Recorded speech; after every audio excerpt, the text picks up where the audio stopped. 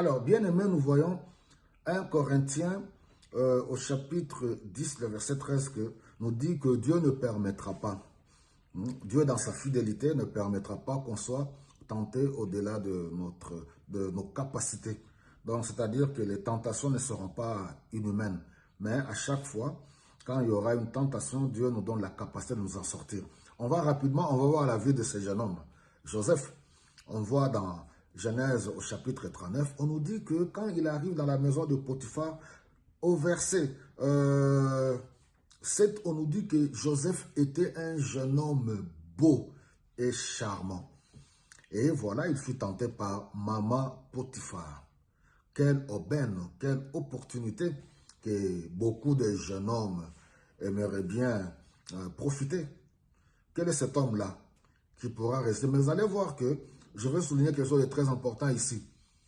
Nous devons vraiment décider de tout notre cœur d'inscrire la crainte de Dieu dans notre relation avec le Seigneur.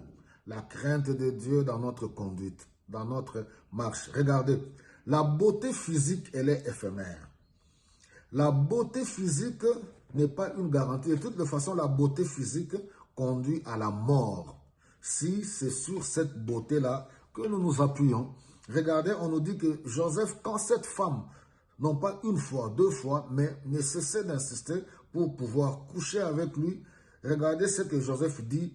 Non, non, non, je ne peux pas faire une telle chose. Au verset 9, dans la maison, il n'y a pas plus d'autorité que moi. Il m'interdit sauf toi, parce que tu es sa femme. Alors comment pourrais-je commettre un acte aussi abominable et pécher contre Dieu lui-même? Voilà un vrai enfant de Dieu, un garçon résolu. Nous devons vraiment imiter l'exemple de Joseph. Il n'y a aucune temps, quel que soit le prix à payer, parce qu'il a été accusé faussement et il a même fait la prison à cause de cela. Ce n'est pas grave. L'intégrité, la crainte de Dieu, même si elle ne paye pas aujourd'hui, elle payera un jour. Donc ici, je veux vraiment insister sur l'importance d'être sérieux, d'avoir la crainte de Dieu, de protéger ce que Dieu a mis en toi. Tu as quelque chose que Dieu a mis en toi, il faut la protéger. La beauté spirituelle, c'est celle-là qui est importante. C'est ça la beauté spirituelle. Je ne peux pas pécher contre Dieu et ne pas pécher contre mon prochain.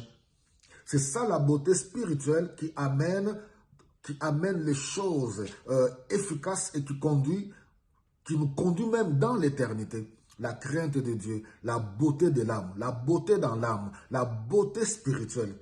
Regardez, il pouvait se baser.